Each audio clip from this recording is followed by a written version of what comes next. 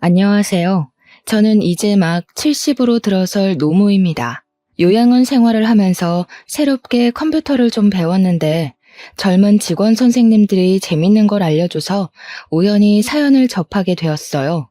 한 자리에 앉아서 수많은 사람들의 이야기를 듣고 말을 남기고 한다는 게 너무 신기하더라고요. 요즘은 많은 사연자들에게 응원의 말 한마디 남기는 재미로 살고 있어요. 사연을 듣고 응원만 하다 보니까 한편으로는 제 사연도 꽤나 심도 있어서 얘기를 한번 해보면 좋겠다. 그런 생각이 들더라고요.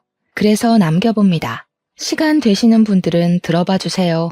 저는 젊은 시절부터 남편이란 작자 때문에 고생을 많이 하며 지냈습니다. 남편과 만나서 결혼을 한 건 단순히 제가 사는 동네에 총각이 남편밖에 없었기 때문이었어요. 제가 살던 시절에는 남자와 여자가 만나서 결혼을 하는 과정이 그리 복잡하지도 않았고, 잘 맞고 안 맞고 상관없이 그냥 얼굴 좀 길게 봤다 싶으면 하는 게 결혼이었어요. 그래서 남편이 알코올 중독에 빠져가도 바람 피우고 반백수처럼 살아도 저는 그걸 다 감당하면서 육아에만 열중했습니다. 당연히 힘들었죠.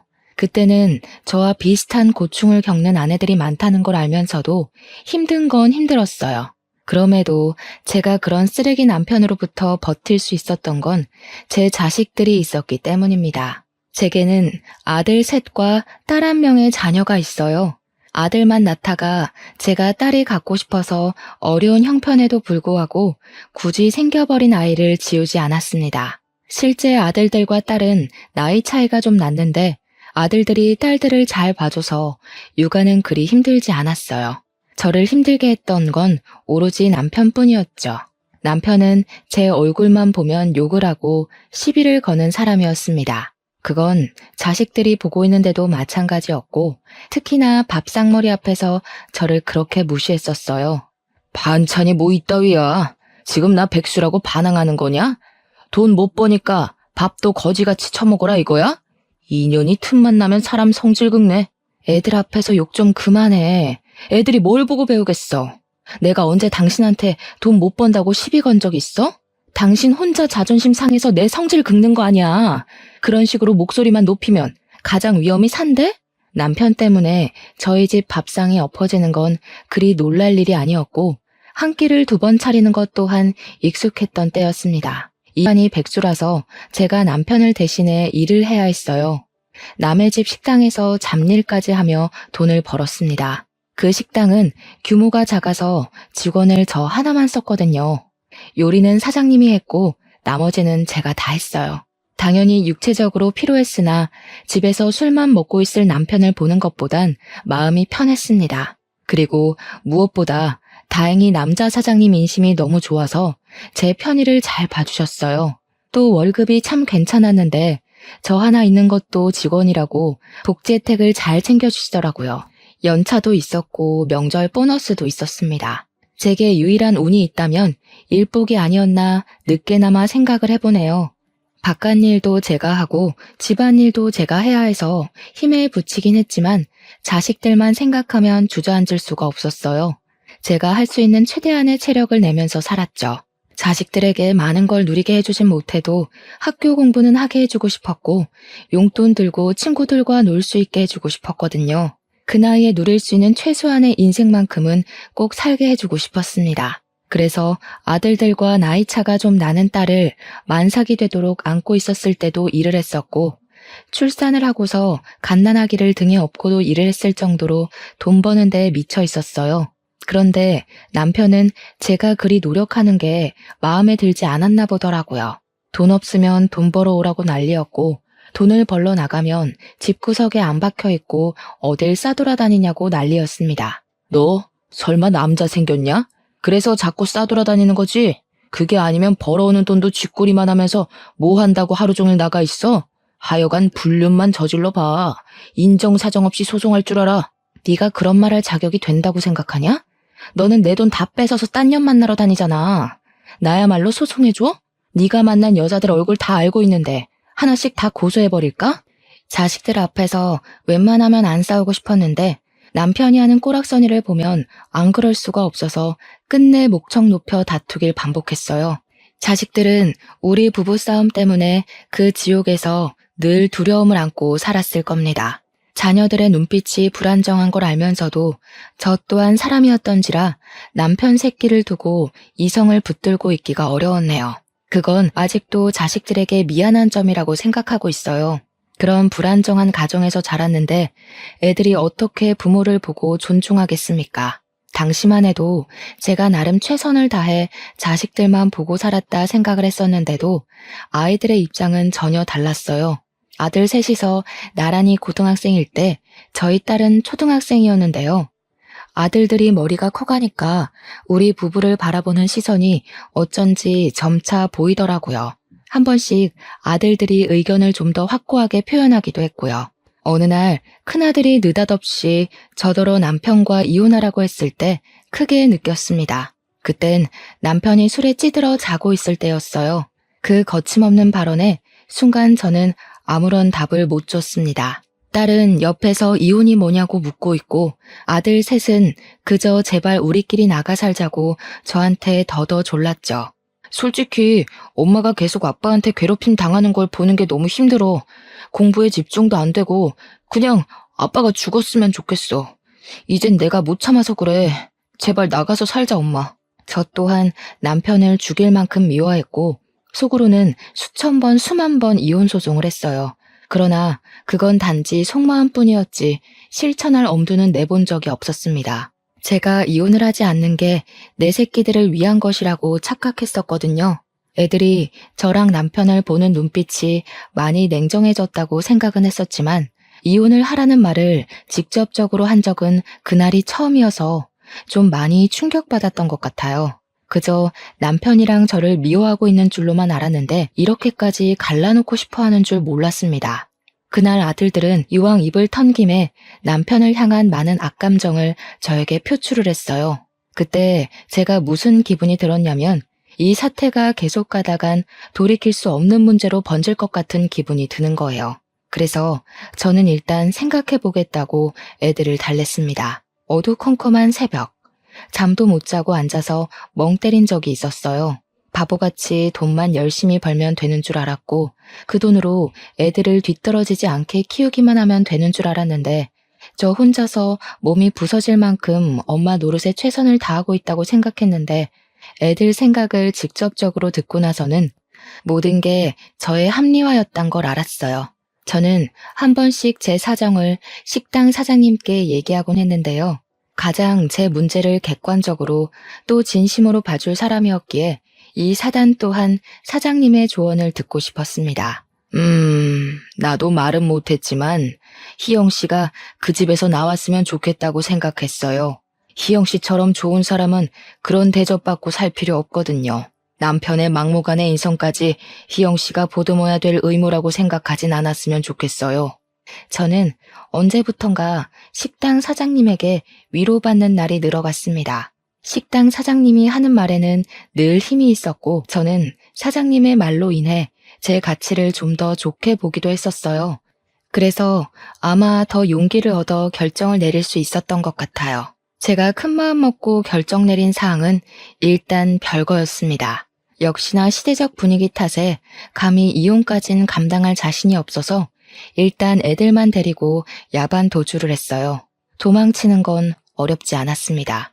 남편이 늘 술에 취해 있었으니까요. 아직 고등학생일 뿐인 아들들이 듬직하게 저를 도와줘서 더 쉽게 가출할 수 있었습니다. 애들을 데리고 나왔으면 당연히 준비된 거처가 있어야 하잖아요.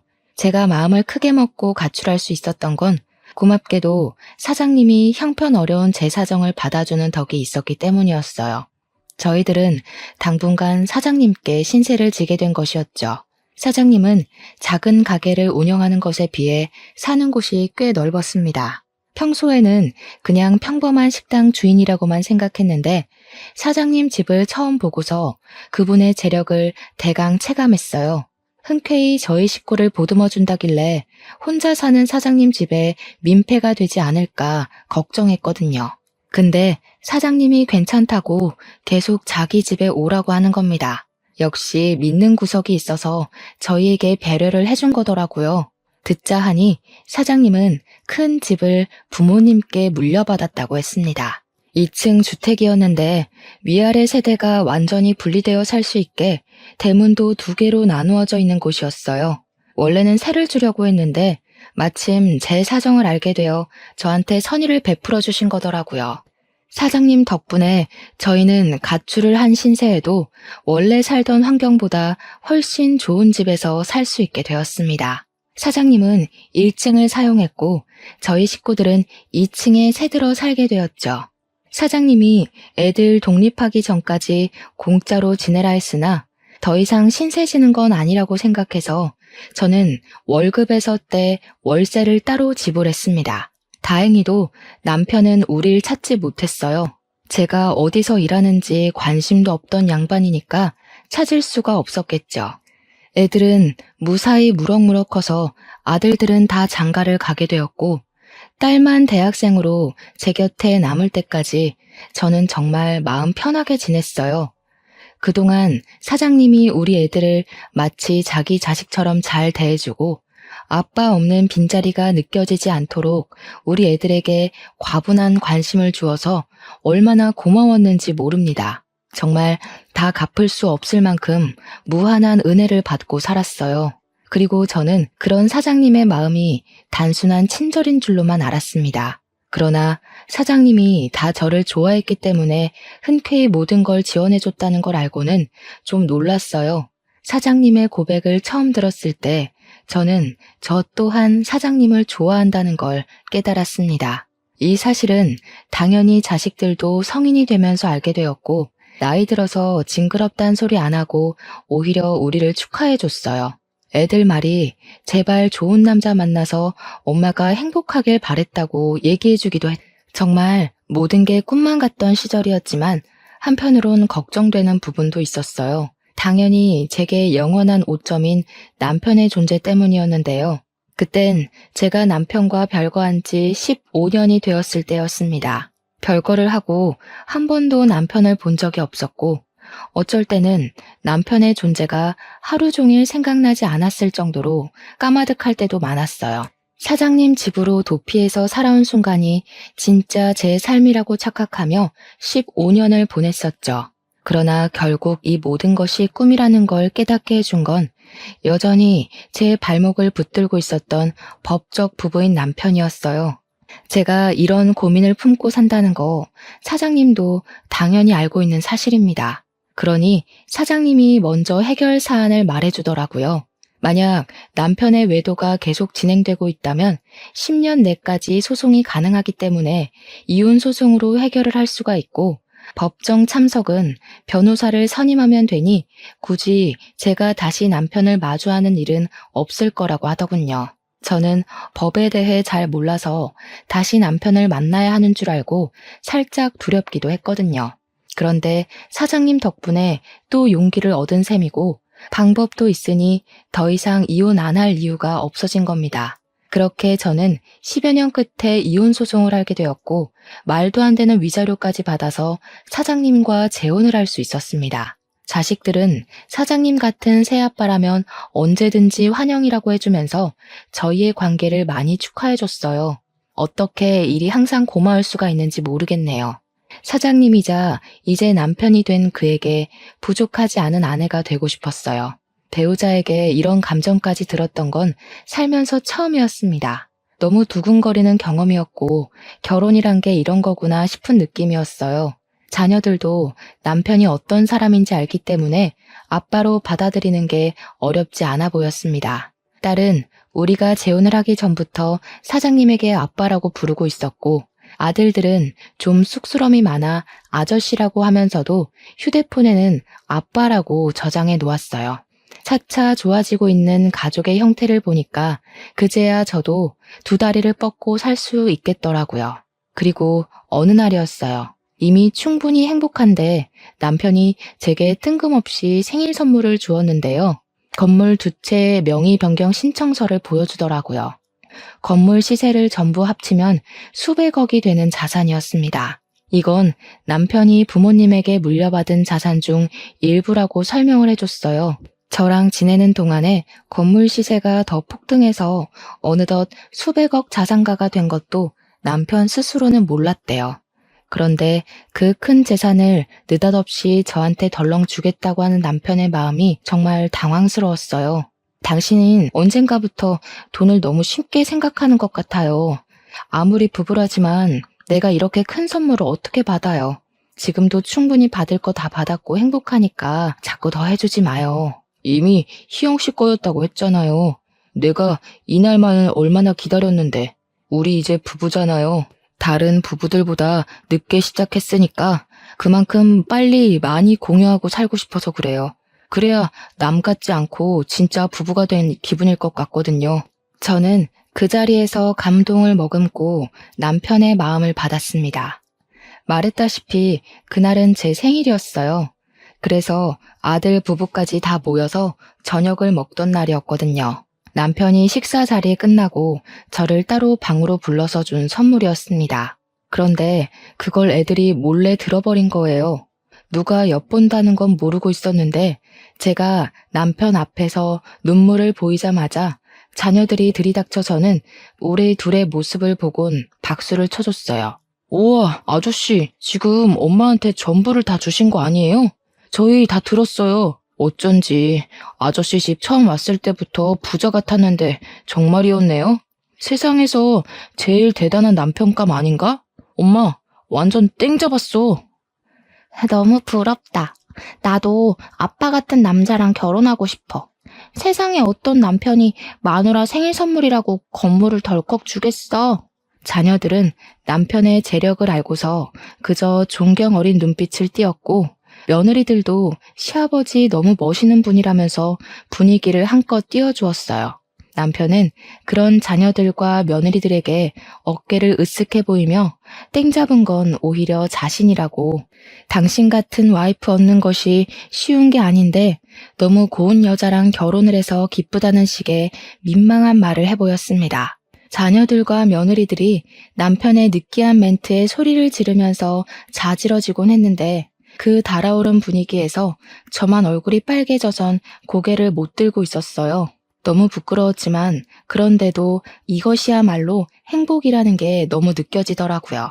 이미 남편을 만나고 잘 살아왔으나 저는 여기서 더 잘하는 아내가 될 것이고 더 훌륭한 엄마가 되겠다고 그때 한 번 더 결의를 다졌던 기억이 납니다. 그렇게 저의 행복은 날아오를 대로 올라 정점을 찍고 바로 추락하기 시작했어요. 높이 올라간 만큼 추락하는 속도도 너무 무섭고 갑작스러웠습니다. 제가 처음으로 무너졌던 건 따뜻했던 봄의 계절이었습니다. 재고 부족으로 장을 보러 갔던 남편이 느닷없이 혼수 상태에 빠졌다고 병원에서 연락이 왔었어요. 그땐 너무 깜짝 놀라서 상황 설명도 못 듣고 바로 식당 문을 닫고 병원으로 달려갔습니다. 제가 도착했을 때 자녀들이 이미 남편 곁에 있었어요. 저는 의식 없이 누워있는 남편을 보면서 도대체 어떻게 된 거냐고 울음에 묻힌 목소리를 내보냈습니다. 그러니 장남하는 말이 병원 측에서 음독사고로 남편이 쓰러진 채 발견이 되었다고 하더라고요. 음독사고라니 정말 뜬금없는 이유였습니다. 제 남편은 장을 보러 나간 건데 어디서 어떻게 독약을 먹는단 말입니까? 제가 전혀 사고에 대한 이해를 못하고 있자 거기서 장남이 머뭇거리다가 몇 마디 더 보태었어요. 아저씨가 아무래도 아빠를 찾아갔던 것 같아. 둘이 어떻게 연락이 돼서 만난 건지는 모르겠는데 소방관이 하는 말 들어보니까 우리 옛날 살던 집에서 아저씨가 사고를 당했다고 하더라고.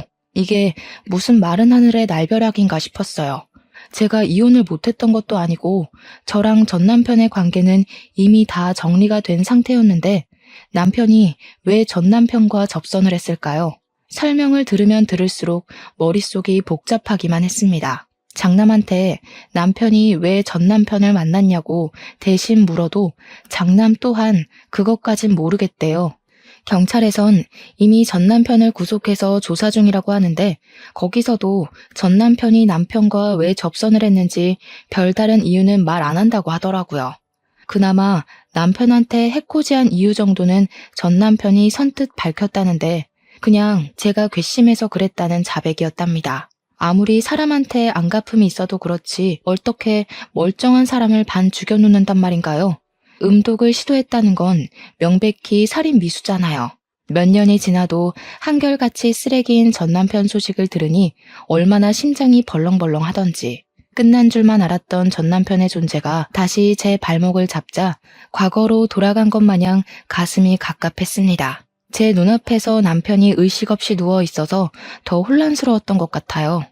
그렇게 저는 남편을 붙들고 이게 무슨 일이냐 오열만 하면서 시간을 보냈어요. 남편이 이렇게 된 게 내 탓 같아서, 아니 내 탓이라서 모든 게 죄스러울 뿐이었습니다. 자녀들은 그런 제 곁을 돌아가면서 지켜주었어요. 자녀들이 남편 꼭 깨어날 거라고 위로를 해주는데도 좀처럼 진정이 되질 않았습니다. 당연히 식당 문도 못 열었어요. 남편의 곁을 한시도 떠나기가 싫었으니까요. 이게 모두 제 전 남편의 짓이니 남편이 깨어나면 저를 원망할 수도 있다고 생각을 했어요. 그런 건 상관없었습니다. 그저 남편에게 이혼을 당해도 괜찮고 남편이 저를 안 보고 싶어 해도 괜찮으니 그냥 무사히 깨어나기만을 바라면서 그 무거운 시간을 묵묵히 보냈어요. 혼자 이렇게 자책을 하는 것이 아닌 원망을 듣더라도 남편 목소리로 직접 듣고 싶었습니다. 그러나 제가 남편에게 대단히 큰 원흉이었나 봐요. 하늘은 제게 남편에게 용서할 시간을 주지 않았습니다. 안타깝게도 남편은 발견 당시 이미 소생 불가 상태였기에 호흡기를 끼고 중환자 신세를 진 지 2주 만에 세상을 떠났어요. 그날 저는 정말 세상이 무너지는 줄 알았습니다. 남편에게 아무것도 듣지 못했고 마지막 인사를 나누지도 못했는데 남편을 보내주라네요. 뭐 이런 경우가 다 있단 말입니까? 이렇게 경우 없는 작별은 왜 있냔 말이에요. 아직 남편에게 들을 말이 많고 보답해야 하는 마음도 가득한데 사별이라뇨. 너무 황당해서 남편에 대한 미안함과 슬픔이 원망으로 변질되기까지 했어요. 대체 왜 그런 위험한 사람을 혼자서 찾아간 건지 남편 옷깃을 붙들고 묻고 싶었습니다. 그러나 역시 돌아가신 분에게선 답이 없었죠. 저는 장례식 내내 텅 빈 마음으로 시간을 보냈어요. 자녀들과 며느리들이 저를 대신해서 바쁘게 조문객을 받았고 장례 절차에 따라 움직였습니다. 쓸쓸하게 보낸 우리 남편, 장례식이라도 성대하게 치러주고 싶어서 자녀들이 의견을 많이 보태었어요. 남편은 역시나 좋은 사람이었는지 조문객들이 정말 많았습니다. 그래서 더 미안했어요. 착한 사람이 괜히 나 같은 사람을 만나서 이렇게 일찍 단명을 해버린 거니까요.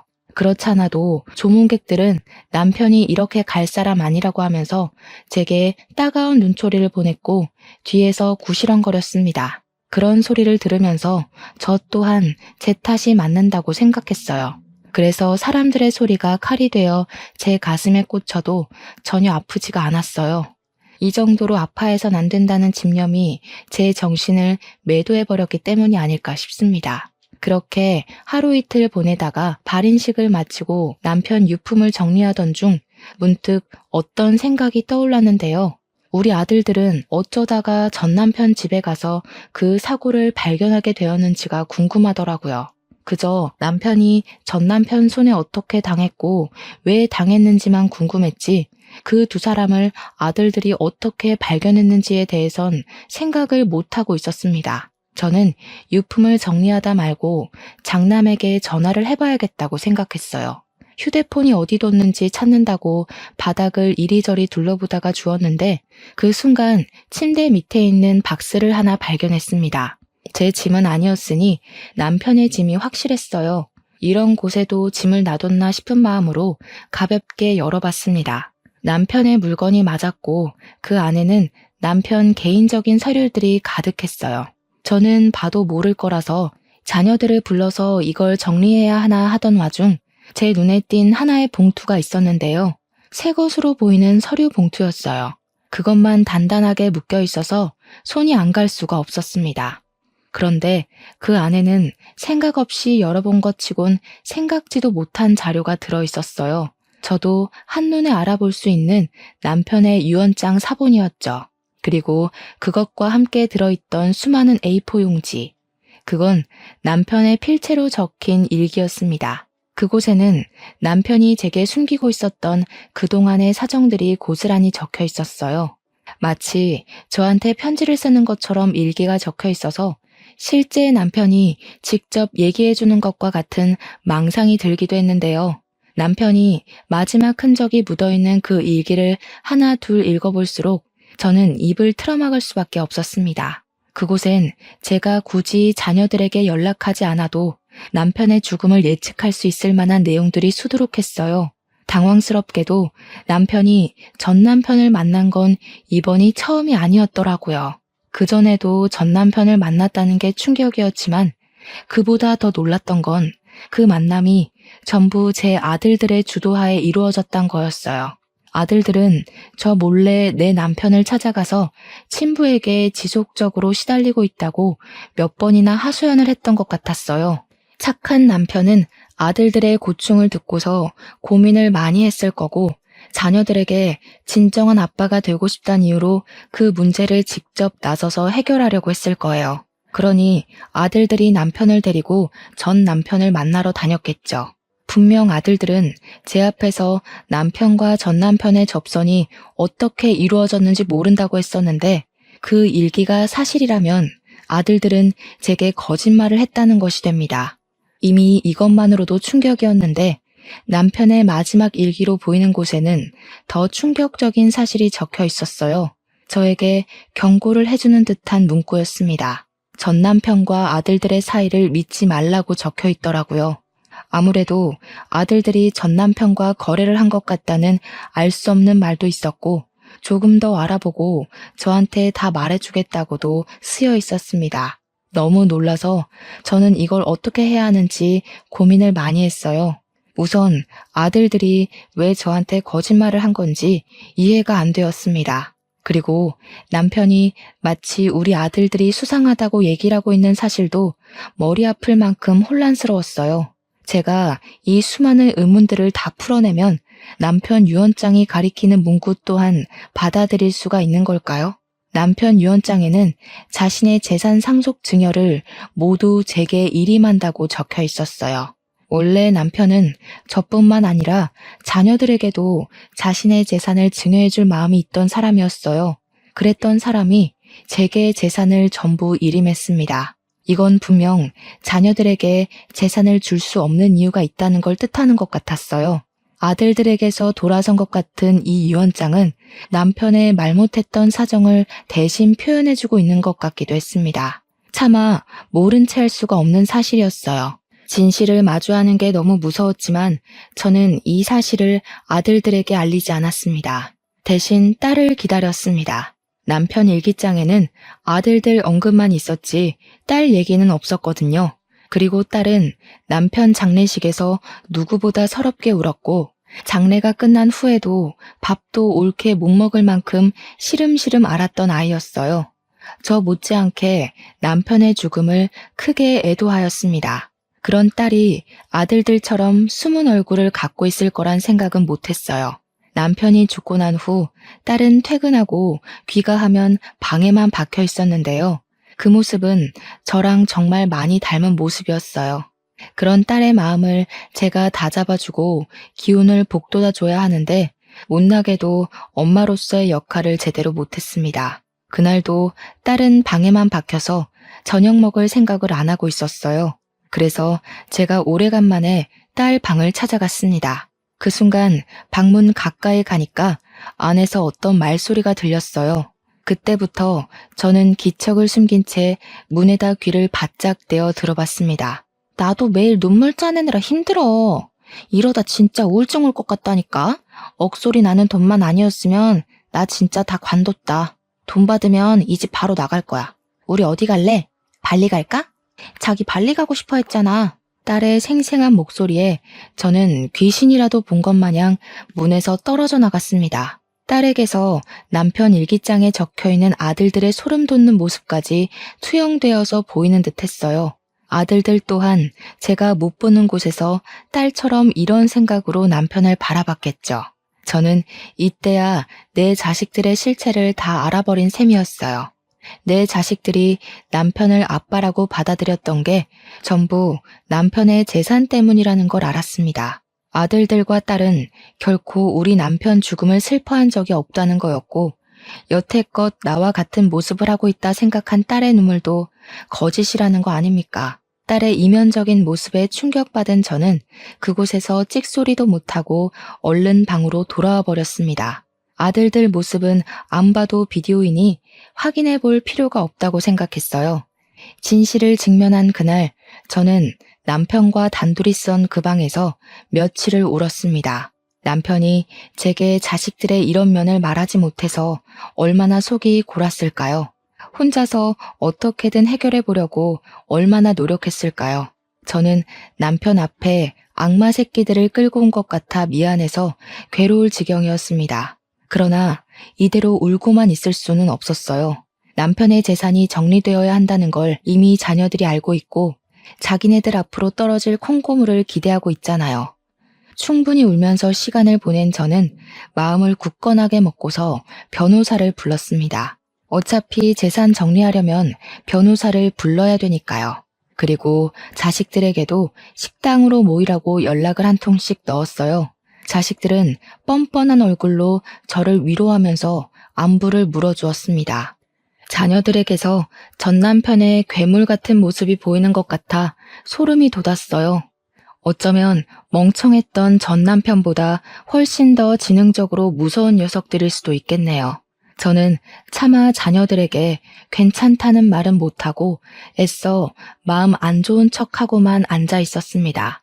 그리고 변호사가 우리 앞에서 남편의 유언장을 읽어주기 시작했는데요. 솔직히 직접적으로 상황에 마주하게 되면 더 심하게 두렵고 떨릴 줄 알았거든요. 그런데 의외로 감정이 침착해지더라고요.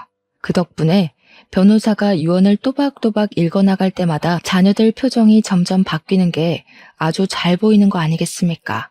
그 모습이 얼마나 악마 같고 가소롭던지. 남편이 아니었다면 저 또한 자식들의 이런 이면에 속아 넘어갔을 거 아닙니까? 그 생각만 하면 분명 내가 낳은 자식인데 전혀 자식 같아 보이지가 않더라고요. 심지어 유언장을 발표하는 이 자리는 그야말로 제가 제 힘으로 괴물을 낳았구나라는 걸 증명하는 자리가 되었는데요. 변호사가 유언장을 다 읽자마자 벌떡 들고 일어난 장남이 변호사 손에 있는 유언장을 뺏어갔어요. 지금 뭐라고 했어요? 엄마한테 다 일임한다고요? 이거 조작된 거죠? 분명 그 아저씨가 우리한테 준다고 약속했단 말이에요. 엄마가 말해봐. 엄마가 몰래 아저씨 유언 조작했지? 애초에 너희들 돈이 아닌데 뭘 그렇게 탐을 내니? 남편이 선심 써서 너희한테 주고 싶다고 했던 거지. 너희 돈을 맡아놨다가 돌려주겠다는 소리가 아니었어. 이미 열이 바짝 오른 장남한테 제 말은 들리지도 않는 것 같았어요. 장남은 기어코 제가 꾸민 짓이라 망언을 퍼부으며 유언장을 던져버렸습니다. 그리곤 제 멱살을 목 조르다시피 꽉 쥐었어요. 지금 혼자 잘 먹고 잘 살겠다는 거야? 어떻게 핏줄을 버려? 아저씨한테 정신 나가서 자식들은 안중에도 없었던 거지? 우리가 그 돈 때문에 무슨 짓까지 했는데 엄마한테 다 뺏기려고 내 손 더럽힌 줄 알아? 이거 다 무효야. 진짜 유언장 어딨어? 장남은 돈이 제 앞으로 안 떨어지자 막 나가기로 했는지 개소리를 거침없이 짓거렸어요. 장남은 지금 자신이 무슨 소리를 하고 있는지도 모를 만큼 흥분했던 것 같은데요. 장남이 말하는 더러운 짓이 뭔지는 제가 경찰한테 남몰래 신고를 하고서 알게 된 사실인데 아들들이 남편의 사망을 음독사고로 꾸미고 전 남편한테 뒤집어 씌운 거더라고요. 이미 자녀들이 저와 전 남편을 버린 거나 마찬가지인 셈이었지만 그 사실을 들었을 때 저 또한 자식들을 버리기로 마음먹었습니다. 고맙게도 녀석들은 내가 내 손으로 자식을 끊어내는 걸 죄스럽지 않도록 해줬어요. 장남뿐만 아니라 둘째도 셋째도 제게 남자한테 정신 나가서 재산 다 독식한다고 패륜적인 발언을 서슴지 않았습니다. 어디 아들들 뿐이었겠습니까? 제 앞에서 남편 보고 싶다고 엉엉 울었던 딸까지 더는 본색을 연기하지 못하더군요. 이거 100% 엄마 혼자 다 먹으려고 수 쓴 거야. 오빠, 경찰 불러. 무조건 조사해봐야 돼. 내가 왜 결혼도 안 하고 그 아저씨랑 엄마 밑에서 비위 맞췄는데 돈 한 푼 못 받으려고 그런 개고생을 한 줄 알아? 나 이거 인정 못해. 소송할 거야.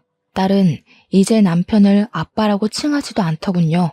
이 녀석들의 난동을 눈앞에서 보고 있는데 얼마나 어처구니 없었는지 모릅니다. 자식들이 이 모양 이 꼴인 것도 제가 다 잘못 키운 탓이겠죠. 녀석들이 아무리 유언장이 가짜다 뭐다 개소리를 해도 그것에 대해 증언해줄 변호사가 버젓이 서 있는 상황에서 사실을 부정하는 건 그저 기운 빼는 짓밖에 안 되었어요. 남편이 직접 했다는 건 누구보다 변호사가 가장 잘 알고 있는 사실이잖아요. 굳이 제가 나서지 않아도 제 결백은 알아서 증명이 되었고 그래서 저는 더 마음 놓아 서름을 토로할 수 있었어요. 너네들 이러려고 내 남편을 아빠로 받아들였니? 그 사람이 너네한테 얼마나 진심으로 대해줬는지 몰라서 이래? 아빠 없는 애들처럼 안 보이게 하려고 얼마나 부유하게 누리도록 해줬는데. 그러니까 돈이나 내놓으라고. 이러면 그동안 해준 것도 욕먹는다는 거 몰라? 그리고 우리가 마음에도 없는 아저씨 집에 들어가서 아빠 대우해줬으면 돌아오는 게 있어야지. 솔직히 엄마만 좋자고 아저씨 집 들어간 거잖아. 애들 입에서 나오는 대사 한마디 두 마디가 제 감정을 더 밑바닥으로 끌어당겼습니다. 아마 제가 자기네들 엄마가 아니었다면 이 녀석들이 벌써 손찌검을 하고도 남았을 거란 생각이 들었어요. 변호사는 어쩌지 못하고 그저 자녀들을 말려주기만 했는데 자녀들은 이미 눈에 뵈는 게 없는지 변호사까지 밀치면서 공격적인 태세를 보였습니다. 식당 아니었던지라 식탁 위에 위협이 될 수 있을 만한 수저라든지 가위라든지 등등이 있었는데 그것까지 손에 쥐면서 제게 겁을 줬어요. 다 시끄럽고 그래서 아저씨가 엄마한테 다 일임했다고? 그럼 엄마 손에 돈 있는 거네? 그래, 핏줄도 아닌 아저씨 돈을 우리가 받아 처먹는 거 불편했을 수도 있지. 근데 이젠 그거 다 엄마 돈 된 거잖아. 우린 엄마 핏줄이니까 이제 받을 이유 마땅해진 거 아니야? 꿈도 꾸지 마라. 너희들한테 줄 돈은 하나도 없다. 남의 돈으로 호의호식할 생각 말고 없으면 없는 대로 생기면 생기는 대로 그렇게 살아. 어디서 남이 피땀 흘려 번 돈을 함부로 뺏어가려고 해? 엄마는 너희 그렇게 가르친 적 없어. 말로 안 통하네. 엄마까지 아저씨 곁으로 보내줘야겠어? 자식이 나쁜 생각하도록 만드는 건 다 부모 탓인 거야. 자식이 똑바르게 자라길 바라면 자식들이 원하는 걸 해줘야지. 엄마 혼자 배부르게 다 처먹을 게 아니라 엄마 명줄 끊길 때까지 자식들한테 헌신하면서 살아야지. 저는 결국 장남의 발언을 다 듣지 못하고 귀싸대기를 날렸습니다. 장남 손에는 가위가 쥐어져 있었는데 그걸 쥐고 있는 장남의 손이 부들부들 떨리는 걸 봤어요. 자칫 내가 여기서 생을 마감할지도 모른다는 생각까지 들었습니다. 그럼에도 저는 똑바로 일러주고 싶었어요. 부모가 성인이 된 자식 인생까지 책임질 필요는 없지만 부모로서 해줄 말은 해줘야 한다고 생각했습니다. 첫째가 돼서는 동생들 다 일러서 올바르게 앞장설 생각을 해야지. 도대체 뭐가 너를 이렇게 만든 거니? 돈 때문이니? 너희가 돈이 없어서 불행했어? 너희들 낳아준 친아빠가 쓰레기라서 지옥 같았던 거잖아. 돈이 없으니까 아빠가 그 난리였겠지. 돈만 있었어 봐. 적어도 우리가 남 눈치만 보면서 빌빌거리진 않았어. 엄마야말로 왜 자꾸 우리더러 불행하게 살래? 다른 부모들은 남의 돈 훔쳐서라도 내 자식 호의호식하게 만들어주는데 그래, 엄마가 자식 새끼 잘못 키운 죄 평생 안고 살 테니까 너희들은 너희가 뭘 잘못했는지 법이랑 한번 싸워봐라. 나는 내 새끼들이라고 너그럽게 합의해줄 마음 없다. 오늘부터 너희들은 내 새끼들이 아니라 내 남편 죽인 살인자 새끼일 뿐이야. 저는 자식들을 끊어내는 마음으로 그렇게 악을 질렀습니다. 때마침 시간 알맞게 도착한 경찰이 식당 안으로 들어섰어요. 저는 미리 시간을 정해서 경찰에게 신고를 해놓은 상태였습니다. 남편이 가진 증거물을 토대로 전 남편과 아들들이 남편에게 어떤 해코지를 했는지 조사를 부탁했었죠. 길목 CCTV와 블랙박스 등으로 어렵지 않게 남편의 죽음은 밝혀질 수 있었어요. 자식들은 경찰에게 연행되어 가면서도 제게 원망스러운 목소리를 내었습니다. 그 와중에 딸은 무서웠는지 금방 회유하면서 잘못했다고 울더라고요. 물론 그런 마음마저 고작 경찰한테 잡혀가기 싫어서 살려달란 소리일 뿐이었겠죠. 그렇게 저는 번잡한 상황이 지나가고 아수라장이 된 자리에서 털썩 주저앉았습니다. 올바른 길로 잘 나아가고 있다고 생각했는데 결국 제가 가는 길 끝에는 저 혼자만 서 있게 되었어요. 이러려고 자녀들을 데리고 가출한 게 아니었는데 어쩌다가 사랑하는 사람의 목숨까지 앗아버렸는지 모르겠네요. 왜 이렇게밖에 될 수 없었던 걸까요? 제가 뭘 그렇게 잘못 살았던 걸까요? 애초에 시대적 분위기를 따라서 결혼을 했던 게 잘못인 건지, 쓰레기 전 남편을 두고 자식들만 데리고서 가출을 했던 게 잘못인 건지, 아니면 남편의 식당에 취직을 했던 게 잘못인 건지 모르겠어요. 결국 죽은 남편에게 면목이 없어서 용서를 비는 것조차 창피했어요. 그날로 저는 식당 문을 영원히 닫아버렸습니다. 남편 없이 잘 먹고 잘 살 생각 없었거든요. 자식들까지 제 손으로 감옥에 보내고 벌을 내려줬는데 저 혼자 잘 살아서 뭐 하겠습니까? 그렇다고 파렴치한 자식들을 다시 자식으로 받아줄 생각은 없어요. 감옥에서 나오면 부디 이 세상이 고작 돈 때문에 막무가내로 살기엔 얼마나 혹독한 곳인지 깨닫길 바랄 뿐이네요.